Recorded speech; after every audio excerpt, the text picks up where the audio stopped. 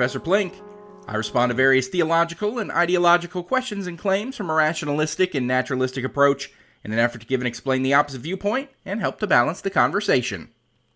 Matt Slick is a one-time prominent Christian apologist who sort of fell into obscurity when his own daughter came out as an atheist and spoke out against everything Matt had raised her to believe in. But he still maintains a YouTube channel where he does weekly Christian live streams that basically no one watches. But he has made some occasionally interesting lists of questions for atheists. I came across a video of one that he made. However, all the questions in that video were about atheistic views on morality. And frankly, I'm getting a bit tired of the morality subject. I've made several videos recently responding to apologists whinging about the lack of objective morality in an atheistic perspective.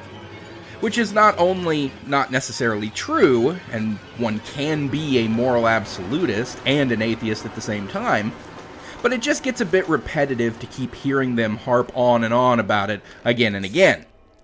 Fortunately, I came across a different list of questions for atheists from Matt's website that looked much more interesting to engage with. Unfortunately, this particular list of questions hasn't been put into video form the way his morality questions were. But no matter, I'll just speechify these questions and we'll be off to the races. So let's dive in and answer Matt Slick's 31 questions for atheists. But before we get to that, if you end up liking what you see in this video and would like to help out the channel, make sure to subscribe and click the bell so you'll always be notified when new content comes out. Check out my social media, including my Patreon, Twitter, and Blue Sky, all linked in the description. And of course, like this video and pop in a comment.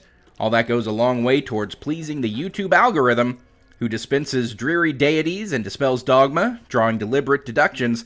Developing deeper understanding demands discarding despondence on dated doctrines and dismissing deified dunderheads. May it keep my channel motoring along. Now on to today's video. How would you define atheism? Atheism, at its most basic, is atheism. Theism meaning belief in God, and a meaning without. Atheism literally means without a belief in God. Anyone who does not have an affirmative belief in any God would qualify as an atheist. That includes all fence-sitters, all agnostics, all irreligious who would answer, "I don't know," if you asked them if they believe in God. It, of course, also would encompass anyone who insists that there is no God. And this would be the difference between hard atheism, or positive atheism, and agnostic or negative atheism. Basically, an atheist is anyone who does not affirm, to themselves or others, the existence of any God. Theist and atheist is a true dichotomy. You have to be either one or the other. You are either a theist or an atheist. And then once you are firmly on one side of that divide, you can then get into the different subcategories within that dichotomy. Monotheist, polytheist, deist, agnostic, anti-theist, etc. But yeah, anyone who is not a theist is an atheist. Do you act according to what you believe in, like, there is no God, or what you don't believe in, like, lack belief in God? That is an oddly phrased question, and it frankly just devolves into a semantics argument. I mean, if a picture frame falls off my wall, and I start examining the nail it was hung on for damage, or chalk it up to a large truck driving by that shook the walls, am I doing that because I lack belief in ghosts or demons or haunted houses? Or am I doing that because I actively believe in naturalistic explanations for occurrences like that? And if it's because I actively believe that ghosts and demons don't exist, then why does the person who does believe in ghosts and demons also tend to chalk it up to natural explanations and doesn't immediately call an exorcist to cleanse their house of evil every time a picture falls down? I act based on a complex assortment of beliefs, opinions, perspectives, notions, and conclusions that I hold or do not hold that form a web of motivation. I don't wear a bulletproof vest when I take the trash to the curb at night because I don't believe I'll get dropped in a drive-by, even though I believe that drive-bys exist. I don't wear a necklace of garlic around my neck to ward off vampires because I actively believe that vampires don't exist. So, in answer to your question, do I act according to what I believe, there is no God, or in what I don't believe in, lack belief in God? The answer would be both, neither, and it's entirely contextual. Do you think it is inconsistent for someone who lacks belief in God to work against God's existence by attempting to show that God doesn't exist? Not at all. For one, there's a difference between lacking a belief in any God and specifically believing that a particular concept of God is not real. I'm an agnostic atheist when it comes to the broad notion of everything that a God can be defined as. I don't posit that every single conception of God does not and cannot exist. But there are several conceptions of God that I actively believe don't exist. For instance, I actively believe that there is no Zeus. I actively believe that there is no Odin. And I actively believe that there is no Yahweh. So while I lack a belief in any God or gods in general, I am as sure as I can be that the God that you posit, Matt, does not exist. But then for two, even if I didn't, and I was a through and through agnostic atheist, not believing any God claim to be false, including the Christian one, it still wouldn't necessarily be inconsistent to, as you put it, work against God's existence. Because most of what apologists claim to be atheists' attempt to work against God ends up being mostly just trying to keep the apologists' religion out of the lives of people who don't subscribe to it. Things like separation of church and state, keeping prayer out of schools insofar as not teaching Bible studies in history classes or not having the administration of the school actively leading prayers, while still maintaining the rights of the students to pray and worship in schools in accordance with their First Amendment rights, so long as it doesn't interfere with classes or education. Also, equal rights for all belief systems in public spaces and not giving special treatment to any one over the others. Or just balancing the conversation in matters of theology and countering religious claims when they're based on fallacious reasoning or spurious evidence. These things are routinely maligned by the religious as fighting against God or trying to spread the moral decay and blasphemy that is atheism. When mostly, it's just us saying, just keep it to yourself. How sure are you that your atheism properly represents reality? how sure am I that I don't believe in God? 100%. How sure am I that there are others who don't believe in God? About as sure as I can be, excluding the problem of hard solipsism, which is the notion that only one's mind is sure to exist, and that knowledge of anything outside of one's own mind is unsure. I'm completely sure that there are others who don't believe in God. And since that's what atheism is, without a belief in God, as we went over in question number 1, I am completely sure that atheism is true, and there are people without a belief in God. But I think it's clear that what you're actually asking is, how sure am I that God does not exist? And if that's your actual question, you should have just asked that. You fuck knob. But at any rate, as an agnostic atheist, I'm not absolutely sure that no thing that could be classified as a god, in all the various conceptions and definitions of God that are out there, could possibly exist. But as far as the Christian God that you believe in, Matt, I am completely convinced that Yahweh does not exist. At least as described in the Bible and confirmed by the various churches and deviations of the Christian faith. In my estimation, the tri-omni aspects that practically all Christians ascribe to Yahweh are mutually contradictory and cannot logically exist. It is impossible to be omnipotent, omniscient, and omnibenevolent and a creator being and end up with the universe that we have. As well as free will being impossible within that framework, as an all-knowing being with perfect knowledge of the future means that everything is predetermined and we have no free will to choose anything, thus making any negative afterlife or hell monumentally unjust, as we have no choice in anything we did or didn't do. And that doesn't coincide with the omnibenevolent or perfectly just being that Christianity posits. I'm equally sure that no other concept of any all-powerful, all-knowing, all-loving God is also false, since that kind of God concept is not just limited to Christianity. How sure are you that your atheism is correct? I believe I've already answered that question. How is that not question 4, just slightly reworded? How would you define what truth is? Truth would be defined as that which accurately comports with reality. Whether or not we have the capacity to absolutely accurately access that truth is where a lot of philosophical discussion takes place. Our limited senses and our limited ability to perceive reality, even with all the technology we've created to make up for our limited senses, only gets us closer to truth, but still unable to totally grasp it. Like, for instance, with Heisenberg's uncertainty principle. Are you familiar with Heisenberg's uncertainty principle? I can't say that I am, Professor. Well, it states that the more accurately we measure the velocity of a particle, the less accurately we can measure its position in space. So basically, we just have to get comfortable with never being able to access real, total, absolute truth, and just strive to get as close to it as we possibly can. Why do you believe your atheism is a justifiable position to hold? Because I see no convincing reason to believe in any God claim. As such, to structure society, culture, and even laws around the concept of one is really just to structure society, culture, and laws around the notions that other humans came to and then attributed to a god as a massive argument from false authority fallacy. Using an alleged authority as evidence in your argument when the authority is not really an authority on the facts relevant to the argument. As the audience, allowing the irrelevant authority to add credibility to the claim being made.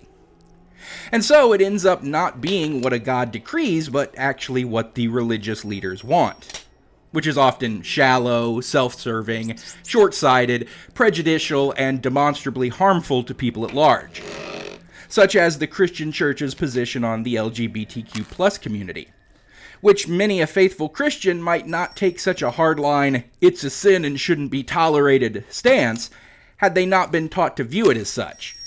And thus, anti-LGBTQ bigotry could be significantly lessened were it not for the false religious dogma. And there's practically countless other examples of similarly harmful religious dogma, many of which have already been stamped out by sociocultural progressivism and reluctant acquiescence by the religious, like slavery and equal rights and protections for women. So, if I'm right and your God doesn't exist, your faith, as well as the preceding faiths that it was based on, has been making the world a fundamentally worse place for thousands of years. Are you a materialist, or a physicalist, or what? I am a methodological naturalist. Methodological naturalism holds that science is to be done without reference to supernatural or metaphysical causes.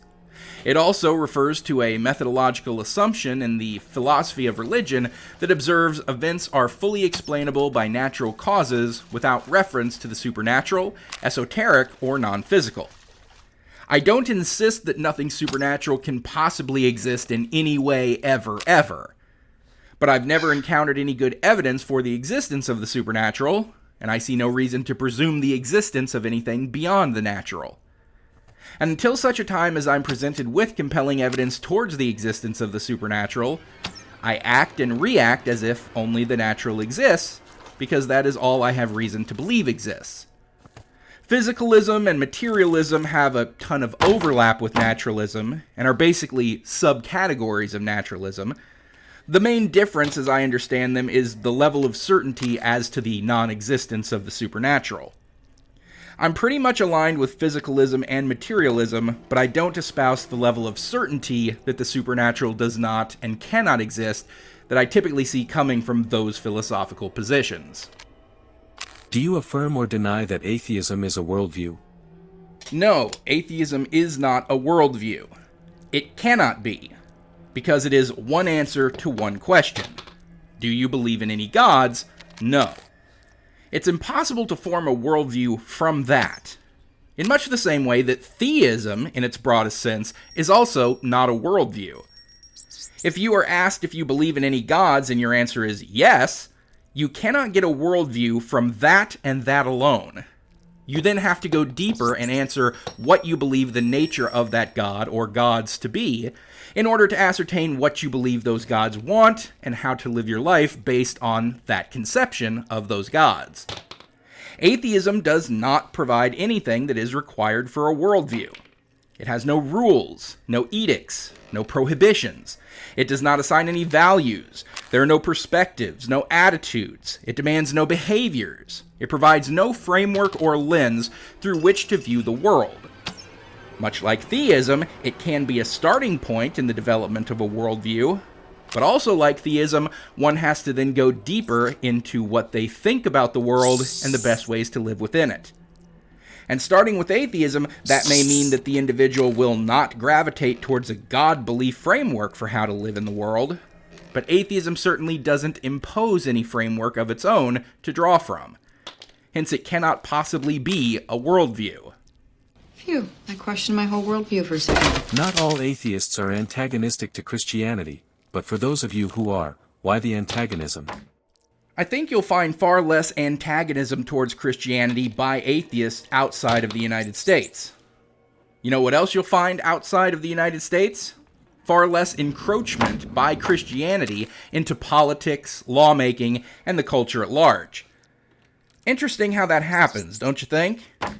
The more Christianity shoves itself into the structures of society that massively impact the day-to-day lives of everyone within that society, the more animosity and pushback there is towards it from those outside of its membership.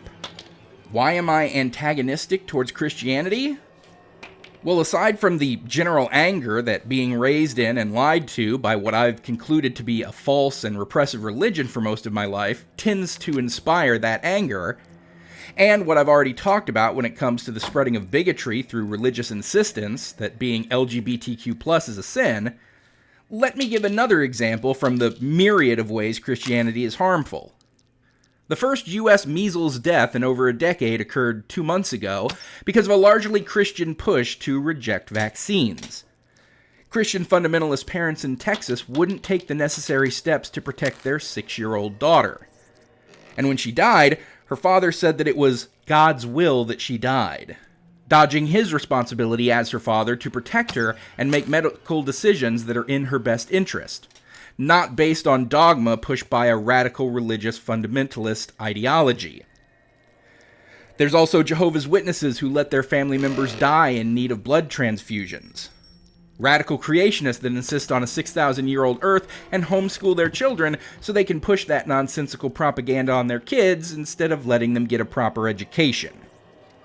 Or a little game that I hate playing that still never seems to fail, Googling the words "pastor arrested" and always being able to find a story of CSA perpetrated by a faith leader within the last 24 hours. These are just some of the reasons why Christianity gets much of my deserved animosity. If you were at one time a believer in the Christian God, what caused you to deny his existence? I was born and raised Roman Catholic of 35 when I resolved that I had become an atheist. At 30, I decided to examine every belief and position that I had to make sure that I had good reason to hold the views that I did, and wasn't just stubbornly clinging to improper beliefs that were formed when I was younger and much more ignorant, and that I was only sticking to out of not wanting to admit that I had been wrong in the first place. I did this primarily in regards to my political beliefs and philosophies, but when I finished with that, I couldn't think of a good reason not to put my religious beliefs through that same scrutiny. And when I did, I realized that I didn't have a rational, justifiable reason to believe in my Catholic faith at all, and I was only doing so because it was what I was raised with. But even then, I didn't want to let it go. So I began a search for good reasons to believe in God. I spent the next 5 years listening to every apologist argument and justification for God that I could find, and I found all of them to be largely fallacious and certainly not compelling. After 5 years, I realized that my faith in the existence of the Christian God, my Catholic faith, and any adherence to even a general belief in an unspecified God had completely evaporated. And since then, I've been an atheist. I left myself open to the possibility of having my mind changed on that, and after a few more years of examining theistic claims and arguments, I decided I didn't want to just hear them out, but I wanted to show how they were flawed. And so I got into doing counter-apologetics. And the more and more I do of this, the more certain I become that there are no good reasons to believe in any God. Do you believe the world would be better off without religion? Ultimately, yes, but not at present. Too many people are so invested in their religions and God belief that it would be quite a bad thing for the world at large to just stamp those out all at once. The Matrix is a system, Neo. That system is our enemy. But when you're inside, you look around, what do you see? Businessmen, teachers. The very minds of the people we are trying to save. Have to understand, most of these people are not ready to be unplugged. I have no interest in demolishing the deeply held beliefs of people who would fall into depression and despair should they suddenly stop believing in God all at once. Hell, it was a 5-year process for me, fraught with anxiety, fear, and general loss of identity, before I came out the other side as an atheist. And I was already experiencing doubts when I started that journey. I can't imagine how hard it would be for someone deeply and joyfully engaged with their faith. But I look at many places in Europe that have significantly higher rates of atheism and how they tend to be the happiest, most wealthy, socially well-off, and successful countries in the world, and I think it would be best if all countries could follow their examples. And they didn't reach those peaks by stamping out religion everywhere by force or by mandate, but by just getting it out of the public square, not indoctrinating the youth into it en masse, and letting it fizzle out into obscurity. That is what I hope for America and the world in its entirety. Do you believe the world would be better off without Christianity? I believe I've already answered that question. Yes, see my previous answer. Christianity is a religion, so if I think the world would be better off without religion, that includes Christianity. You're not that special. Do you believe that faith in a god or gods is a mental disorder? Certainly not. As a matter of fact, I responded to this notion in my last video when the apologist asserted that humans were hardwired to believe in God. I disagreed. We aren't hardwired to believe in God specifically, but hardwired to assign agency and intentionality to things even if there is no intentionality behind it. This goes to our evolutionary psychology. We've developed certain cognitive aspects like the HADD, Hyperactive Agency Detection Device.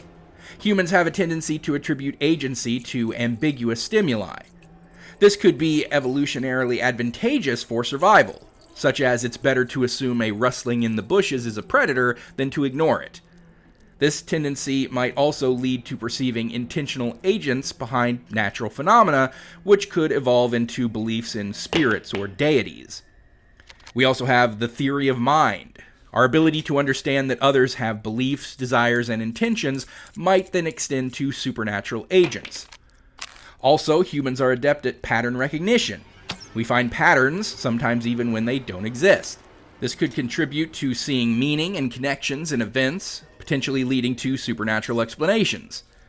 And there's the need for explanation and meaning. Religion often provides explanations for the world, suffering, and the afterlife, which can be psychologically comforting and provide a sense of meaning. These things are built into the way that our brains work, and despite the fact that they have no doubt significantly aided in our survival and success as a species, an unfortunate side effect is that we tend to believe in supernatural causes for everything, and eventually get to creating concepts of gods in order to explain that which we lack the ability to properly explain. This is certainly not a mental disorder or defect. It's our brains working exactly as they're supposed to. But that doesn't mean that they're leading us to truth or accurate answers to philosophical questions. You're not crazy. You're just plain wrong. Must God be known through the scientific method? Not necessarily, though that is the most reliable way to know anything and gets us closest to the truth that we're capable of getting to as humans. If you answered yes to the previous question, then how do you avoid a category mistake by requiring material evidence for an immaterial God?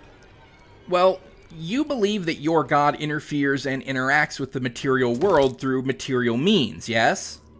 I mean, the burning bush that wasn't consumed in the fire, parting of the Red Seas, the raising of Sodom and Gomorrah, angels appearing and showcasing divine power, the raising of the dead, crafting dirt into a human, taking a rib from that human and instantly forming a whole new person from it, or covering all the world in water in an act of global genocide. I mean, these are all material events, are they not? And all should be beyond the bounds of what we've determined to be physically possible.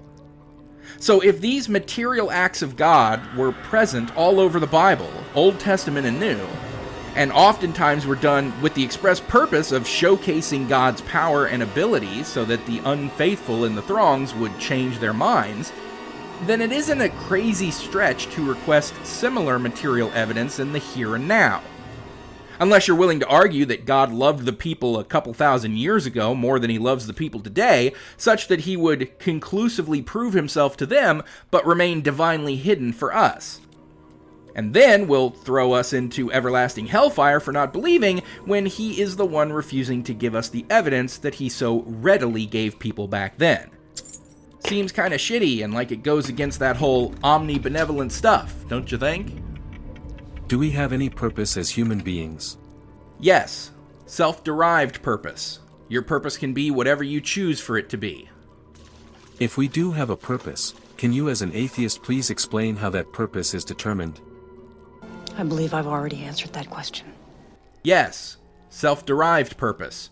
Your purpose can be whatever you choose for it to be. Where does morality come from? Even when I chose the questions that weren't entirely about morality, I couldn't avoid some moral questions.